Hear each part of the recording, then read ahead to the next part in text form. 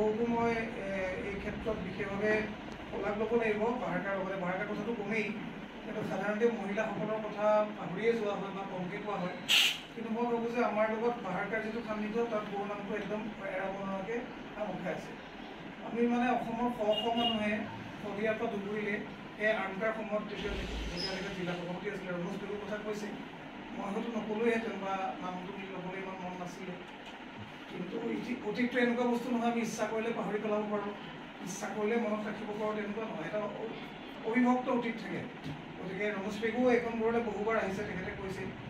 অকল তেখেতে নহয়, হৰেশ্বৰ বৰ্মন এতিয়া ৰাইজৰ দলৰ উপসভাপতি কেন্দ্ৰীয় কমিটিৰ, আমাৰ ডক্টৰ প্ৰদীপ চৰকাৰ ৰাইজৰ দলৰ আজি জিলা সভাপতি। আজিৰ পৰিচয়টো বাদ দিয়ক, কিন্তু সেই পুৰণি যিটো অতীত, সেই অতীতত অসমৰ শদিয়াৰ পৰা ধুবুৰীলৈকে কি কয় হৰেশ্বৰ বৰ্মনে ভাইজান বুলি মাতে।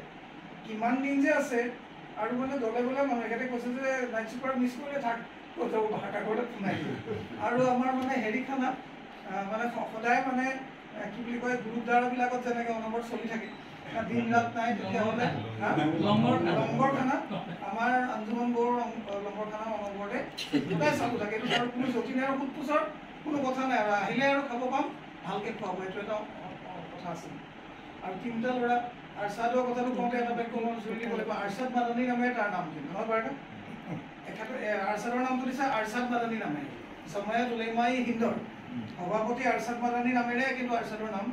আৰু য়াছিৰৰ নাম কিন্তু য়াছিৰ আৰাফাতৰ নামেৰে, হয়। য়াছিৰৰ নামটো দিছে, মোক কৈছে য়াছিৰ নামটো দিছে য়াছিৰ পুনমটো মই নাজানো, পুনম চাগে পুনম দি লওঁ। তো এওঁলোকক ইমান অকমানিৰ পৰা পাইছোঁ, পুনমকো ইমান অকমানিৰ পৰা পাইছোঁ। মাহতাবকা আছিলে বৰ মানে মৰমৰ বন্ধু আছিলে। মাহতাবকাৰ ছোৱালীও আছে, তাইক মই এইখন কলেজত পঢ়াইছিলোঁ। সেইবিলাক বাৰু মানে ব্যক্তিগত কথা, কিন্তু মই জনা কথাখিনি এইটো কৰিব বিচাৰিলোঁ। জেপি কলেজৰ আছিলে আপুনি কিবা ছেক্ৰেটাৰীও আছিলে, ছেক্ৰেটাৰী আছিলে বাৰকা। গতিকে জেপি কলেজৰ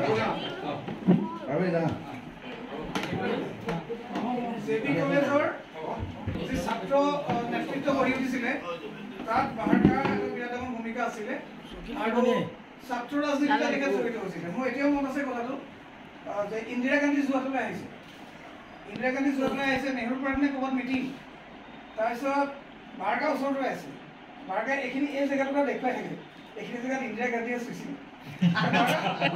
ইন্দিৰা গান্ধীয়ে আপোনাৰ চুইছিলে না,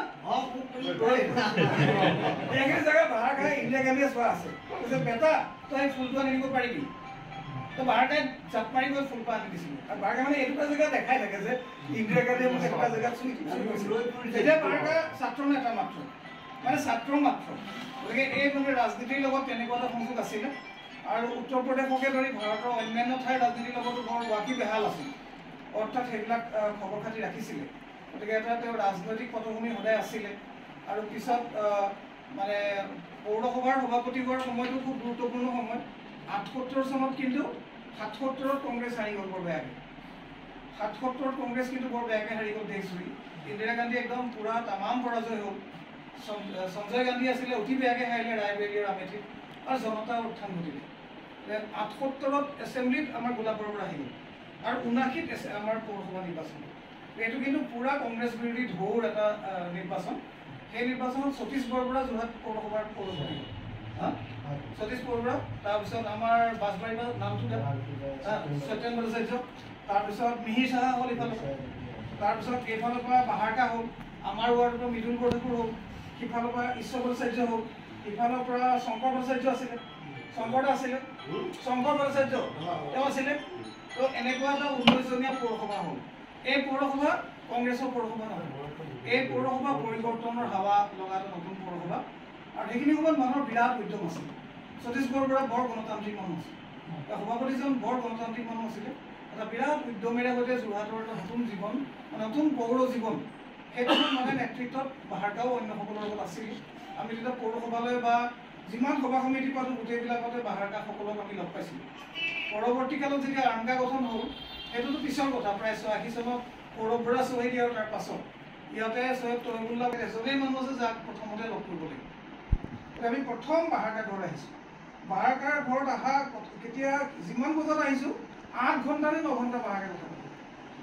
আৰু কথা শেষ নহ'লে ক'লে আকৌ আহিবা কালি প্ৰথম দিনাই তুমি ক'লে আকৌ আহিবা এতিয়াও পাতে 24 ঘণ্টামান যদি আলোচনা তাত ক'লে মই আৰু তাত থাকিম আৰু যে থাকিলে যে আমি লগে লগে আমি যেতিয়া যোৰহাট জিলা কমিটি গঠন কৰিলোঁ আমি বহুত ভাবিলোঁ বহুতেই কৈছিল আমি ভাবিলোঁ বাহাৰটা প্ৰেচিডেণ্ট হ'ব তাৰ কাৰণটো কি আমি এটা প্ৰচলিত ৰাজনীতিৰ বিৰুদ্ধে আমি ভাবিছিলোঁ যে এজন মুছলমান প্ৰেচিডেণ্ট হ'ব পাৰে এটা সাৰ্বজনীন সংগঠন তাতো অকল মুছলমানৰ সংগঠন নহয় কিন্তু বাহাৰটা প্ৰেচিডেণ্ট হ'ব পাৰে কেৱল এইটোৱে নহয় যেতিয়া আমি বিধানসভা নিৰ্বাচনৰ কাৰণে প্ৰাৰ্থী ঠিক কৰিলোঁ আমি বাহাৰটা হ'ব কেনেকৈ আমি জানো যোৰহাটতো মুছলিম পপুলেশ্যন কম এনেকুৱা জিকি যাব পৰা অকল মুছলিমৰ জোৰটো কোনো পধ্যে নহয় কিন্তু আমিতো সেইটো ৰাজনীতি কৰা নাই যে মুছলিমৰ ভোটকেইটাই পাই জিকি যাব তেনেকুৱা কথা নহয় আমি এইটো দেখুৱাব বিচাৰিছিলোঁ যে মুছলিমসকলৰ মাজৰ পৰা এজন যোগ্য প্ৰাৰ্থী হ'ব পাৰে তো বাহাৰকে কণ্টেষ্ট কৰিলে বহুত বেছি ভোট পোৱা নাই কিন্তু যোৰহাটৰ ৰাজনীতিৰ কাৰণে নতুন খবৰ আছিল সাধাৰণতে কোনো ৰাজনৈতিক দলে যোৰহাট নগৰত বিধানসভা আসনত প্ৰাৰ্থী নিদিয়ে কিন্তু আমি যিহেতু পৌৰসভাত সেই অভিজ্ঞতা আছিল আৰু এটা কথা আজি ওলালে মই অনুমান কৰিছিলোঁ সিমানে জামা মছজিদ 25 বছৰ ধৰি সভাপতি দায়িত্বত আছে জামা মছজিদৰ নিচিনা এটা ডাঙৰ মছজিদ মই ভাবোঁ যোৰহাটৰ এটা ডাঙৰ মছজিদ মই জামা মছজিদৰ ভিতৰত সোমাইছোঁ মিটিঙো কৰিবলৈ মাতিছিলে কিবা কথা মই দেখাত মোৰ চকুৰে দেখাত ডাঙৰ মছজিদ আৰু জামা মছজিদ দামটো দিয়াটোৱে এটা বিতৰ্কৰ কথা আছিলে বাকী মছজিদবিলাকে স্বাভাৱিকতে এইটো বৰ এটা ভাল নাপাব পাৰে কিন্তু তাৰপিছত এটা মছজিদ গঢ়ি তোলা নহয় 25 বছৰ ধৰি নেতৃত্ব দি থকা এইখিনি কথা আপোনালোকৰ বিদিত কিন্তু মই বেলেগ কেইটামান কথা কওঁ এটা কথা হৈছে সালমান ৰাজদিয়ে যেটা সাতানিক ভাৰ্চেছ লিখিলে সালমান ৰাজদিয়ে শয়তানেৰ পদাবলী সাতানিক ভাৰ্চেছ এটা লিখিলে তা দেশজুৰি এইটো বিপক্ষে প্ৰতিবাদ আৰু আমি যোৰহাটত ঠিক কৰিলোঁ যে এখন সভা পাতিম আৰু আমি ঠিক কৰিলোঁ যে তাতে কোনো মুছলমানক জড়িত নকৰোঁ আমি যিবিলাক নন মুছলিম হয় এইটো আমাৰহে ফৰ্জ হয় যে সাতানিক ভাৰ্চেছখন সম্পূৰ্ণৰূপে এখন প্ৰৰোচনাপূৰ্ণ উচতনিপূৰ্ণ সাম্প্ৰদায়িক মতলব থকা আমেৰিকাৰ সাম্ৰাজ্যবাদৰ স্বাৰ্থত লিখিত এখন কিতাপ আৰু সালমান ৰাজদিনো আচল নামটো কি আছিলে সুলেইমান ৰছিদি যিজনে সুলেইমান ৰছিদি বুলি ক'বলৈ টান পাই নিজৰ নামটোকে ব্ৰিটিছ আমেৰিকানকৰণ কৰি সালমান ৰাজদি লিখে তছলিমা নাছৰিনৰ নিচিনা আমেৰিকাৰ স্বাৰ্থত কাম কৰে তছলিমা নাছৰিনৰ মেইল কাউণ্টাৰ পাৰ্ট হৈছে সালমান ৰাজদি এই কিতাপখনৰ বিৰুদ্ধে আমি থিয় হ'লোঁ আমি এখন কাগজ উলিয়ালোঁ কাগজত আমি 100জন মানুহৰ চহী ল'লোঁ বেছিভাগে হিন্দু প্ৰায় মানে 80% হিন্দু বুলি কওঁতে গোপাল গোস্বামী হিন্দু বুলি কওঁতেও ব্ৰাহ্মণ কায়স্থ যিমান আছে সেইসকলৰ নাম বেছি আহোম চুতীয়া সেইসকলৰ নাম বেছি আৰু কেইজনমান পাঞ্জাবী শিখ আছিলে আৰু কেইজনমান খ্ৰীষ্টান আছিলে বৌদ্ধ আছিলে আমি কৈছোঁ যে কোনো মুছলমানৰ নাম নিদিওঁ বাহাৰকাই ক'লে কোনো মুছলমানৰ নাম দিব নালাগে প্ৰকাশক কেইজনৰ নাম দিব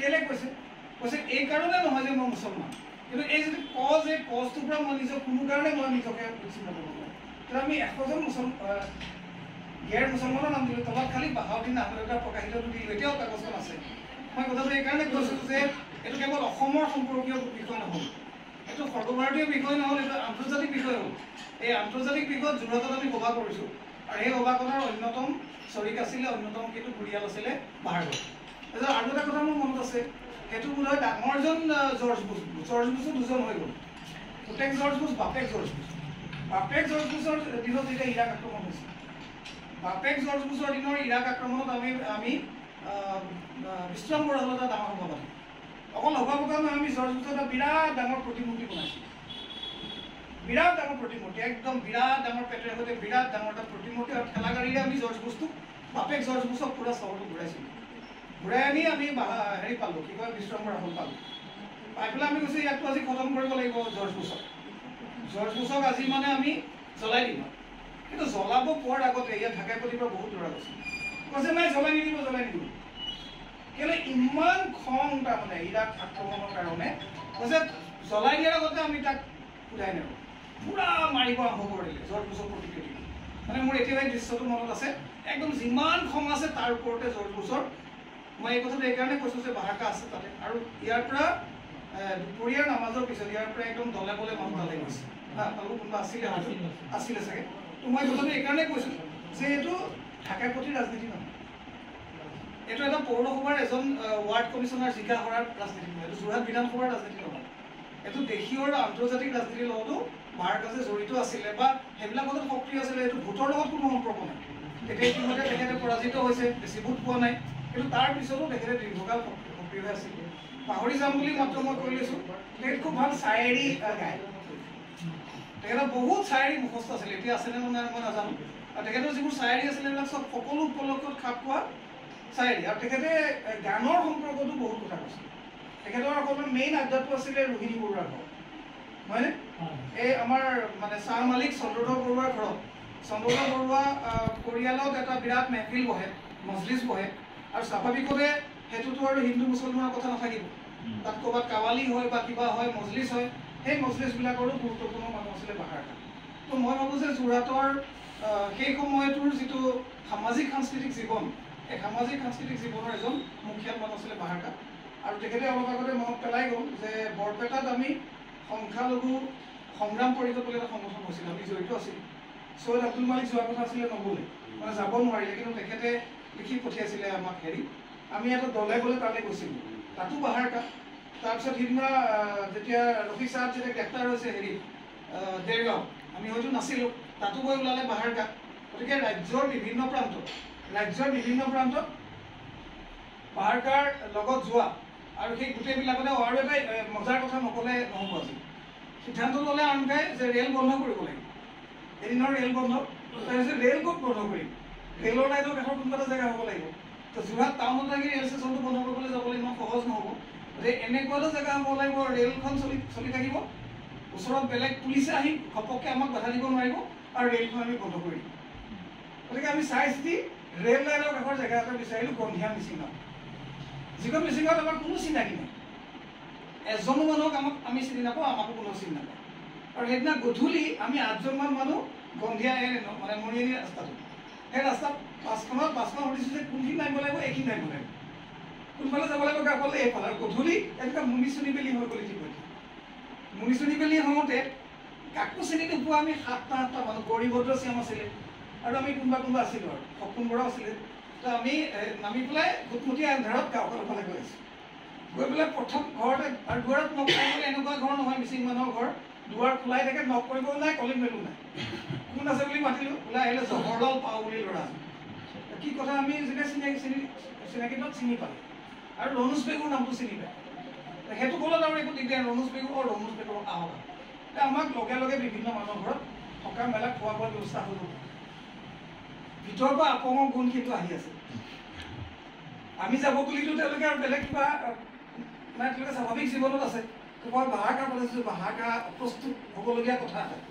এজন মুছলিম মুছলমানে এইটো পৰিৱেশত কেনেকৈ এডজাষ্ট কৰিব, কিন্তু বাহাৰ খাঁই সেইটো ইগন'ৰ কৰিছে। মানে যিটো তেওঁৰো আপং খাব যোৱা নাই, কিন্তু মই ভাবিছোঁ যে মানুহজন অস্বস্তিত পৰিব নেকি, কিন্তু আমিওতো ইমান ভাবি যোৱা নাই। ইয়াত আপঙৰ গুণ ওলাব, এখেতে কি পাব, সেইটো ভাবি যাব আমি নোৱাৰোঁ। তেওঁলোকে কি কৰিলে, অকণমান দিনৰ পিছত গোটেই গাঁৱৰ মানুহ আহিলে। তেতিয়া ৰাতি 8টামান হ'বলৈ আৰম্ভ কৰিছে, তাৰ গাঁৱৰ মানুহ শুই যায়। কিন্তু যেতিয়া গম পালে যে 8জন-10জন মানুহ আহিছে, আৰু আমি ক'লো কেলৈ, বোলে কাইলৈ ৰাতিপুৱা ৰেল বন্ধ কৰিব লাগিব। তেওঁ ক'লে যে ৰাতিপুৱা 7 বজামানতে ৰেলখন আহিব। আৰু তাৰপিছত ৰেল নাই, ৰাতিপুৱা 8 বজাত অহা ৰেলখন পাৰ হৈ গ'ল, ৰেল নাই। আমি যোৱাটো কি উদ্দেশ্য হ'ব, কি লাভ হ'ব? আৰু ৰেলখনো আকৌ 1.5 কিলোমিটাৰমান দূৰতহে আছে লাইনটো। গোটেই গাঁৱৰ মানুহ আহি গ'ল, আহি ৰাতিলৈকে, ৰাতি 9টা-10টা বজালৈকে মিটিং হৈছে। আহিছে যেতিয়া, হুকুম আহিছে যেতিয়াতো আমি যাবই লাগিব। তো ৰাতিপুৱাই তেওঁলোকে কমিটি বনাই দিলে, আনকা কমিটি গঠন হৈ গ'ল, কোন যাব, কি কৰিব ঠিক কৰি আমি খাই বৈ শুই গ'লোঁ। ৰাতিপুৱা চব মানুহ গাঁৱত সাজিল, বাহাৰ খাঁ একদম সন্মুখত। আমি গৈ ৰেল ৰাখিলোঁ কেইবা ঘণ্টা, মানে মৰিয়নিৰ পৰা পুলিচ আহি আমাক নোচোৱালৈকে আমি ৰেল একদম বন্ধ কৰিলোঁ। তো এনেকুৱা ধৰণৰ আনকাৰ নেতৃত্ব কৰিছিলে। এই সময়টো ইমান এটা ৰক্তাক্ত আৰু কঠিন সময় আছিলে। আপোনালোকে জানে যে আমি এতিয়া শ্বহীদ সৌৰভ বৰাৰ শ্বহীদ দিৱস পাতিব গৈ আছোঁ, 27 মে'ৰ দিনা 39 বছৰ হ'ব। তেওঁ সেইখিনি সময়তে শ্বহীদীকৰণ কৰিছে, অৰ্থাৎ তাৰ আগতে 86 চন। আপোনালোকে জানে 91 চনত মোকো গুলি মাৰিছে। মই বাহাৰ খাঁ প্ৰেচিডেণ্ট হৈ থকা সময়ত গুলিবিদ্ধ। ঠিক তেনেকৈ গোটেই অসমতে আনকাৰ লগত আলফাৰ যিটো ভয়ংকৰ যুদ্ধৰ সময়, দেৰগাঁৱত তেতিয়া আলফা আনকা আলোচনা হৈছে, গোপন আলোচনা। সেই চৰগুৰি ইকৰীয়াৰ মাজত কেইবাখনো নদী পাৰ হৈ আলফাৰ টীম গৈছে, সিদ্ধাৰ্থ ফুকন আৰু প্ৰদীপ গগৈ, উপসভাপতি আৰু প্ৰচাৰ সচিব, আমি চিনি পোৱা। তেওঁলোকক লৈ গৈছে, আমাৰ ৰিপৰ্টাৰসকল আছে, বাহাৰ খাঁত আছে। আমি মূল আলোচনাত নাই, কিন্তু গোটেই বাটটো আমি ভাবিছোঁ যে এনে বন্দুক লৈ আহি আমাকে গুলিয়াই দিব কিজানি। গতিকে এনেকুৱা এটা জেগাত কৰা হৈছে, কেইবাখনো নদী পাৰ হ'ব, মটৰচাইকেলো নাযায় আৰু বন্দুক থাকিলে আমি গম পাম ডাঙৰ বন্দুক থাকে। ডাঙৰ আমি বেক চেক কৰিছোঁ, আপোনালোকে বেক চেক থৈ দিয়ক, এইফালে চিকিউৰিটি আমাৰ মানুহ দায়িত্বত আছে। গতিকে এই গোটেই কঠিন সময়খিনি য'ত গণতন্ত্ৰৰ কাৰণে উগ্ৰজাতীয়তাবাদৰ বিৰুদ্ধে, সন্ত্ৰাসবাদৰ বিৰুদ্ধে যুঁজ কৰিবলগীয়া হৈছিলে, তাত কিন্তু বাহাৰ খাঁই নিৰ্ভীকভাৱে একদম চিপচালাৰ চিপাহী নহয়, চিপ চালাৰ হিচাপে তেখেতে মানে ময়দানত হাজিৰ আছিলে। গতিকে মই ভাবিছোঁ যে মানুহে সন্মান পাব লাগে। সন্মান মানে ব্যক্তিগতভাৱে এখন গামোচা পিন্ধাৰ সন্মান নহয়, স্মৃতি সহকাৰে, কৃতিত্ব সহকাৰে সেইখিনি য়াদগাৰ, সেইখিনি স্মৃতিক জাগৰূক কৰি তাৰ লগতহে তেখেতসকলক কৰিব লাগে। মই তেখেতৰ প্ৰতি শ্ৰদ্ধা তৰ্পণ কৰিছোঁ আৰু ভাবিছোঁ যে তেখেতৰ জীৱন বাকী আৰু আজি ৮০ বুলি কৈছে, ৮০ হয় ৭৮ হয় বেলেগ কথা, অন্ততঃ ২০ বছৰ, ৮০ হ'লেও ২০ বছৰ তেখেতে পূৰ্ণ আয়ুস পাব লাগে। আৰু তেখেতক আজি কৈছে, ইতিমধ্যে কোৱা হৈছে, কথাটো উল্লেখিত হৈছে যে লিখি পেলাব লাগে, লিখি পেলাব লাগে। আৰু এটা কথা, লিখি পেলাব নোৱাৰিলেও একো আপত্তি নাই আজিকালি। আজিকালি এতিয়া আমাৰ আৰছাদ আৰু পুনমহঁত, ইয়াছিৰহঁত বা নতুন প্ৰজন্মই জানে যে কথাখিনি কৈ দিলে আজিকালি লিখিত ৰূপত ওলাই যায়। মানে কি কয়, হাতে লিখিলেতো প্ৰিণ্ট হৈ ওলাই যায়েই, অৰ্থাৎ ডিটিপি কৰিব নালাগে আৰু।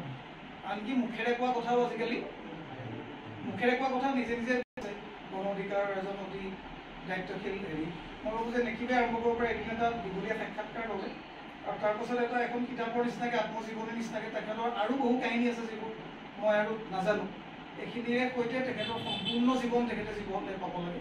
তেখেতৰ জীৱনটো তেখেতে যাপন উদযাপন কৰিবলৈ পাব লাগে। আমি তেখেতৰ লগত থাকি এইখিনি কথা ক'বলৈ